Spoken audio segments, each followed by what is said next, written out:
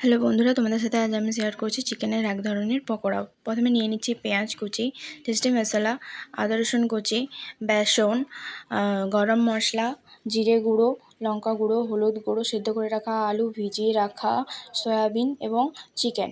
তারপরে ভালো করে আদা রসুনটাকে বেটে নিলাম। তারপরে মিক্সির মধ্যে সয়াবিনটাকে গ্রেট করে নিলাম, তারপর চিকেনটাকে গ্রেট করে নিলাম, তারপর আলুটাকেও সেমভাবে গ্রেট করে নিলাম। তারপর একটি পাত্রের মধ্যে চিকেন গ্রেট করে রাখা, সয়াবিন গ্রেট করে রাখা এবং আলু গ্রেট করে রাখা, তারপর পেঁয়াজ কুচি, আদা রসুন বাটা, লঙ্কা গুঁড়ো, হলুদ গুঁড়ো, গরম মশলা, জিরে গুঁড়ো, স্বাদ মতো লবণ, টেস্টি মশলা, তারপর বেসন দিয়ে ভালো করে মাখিয়ে নিতে হবে।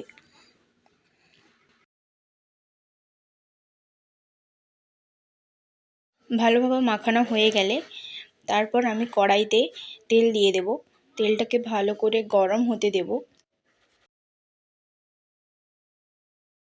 তেল গরম হয়ে গেলে করে রাখা চিকেনের ডোগুলো তেলে একটু একটু করে ভেজে নেব।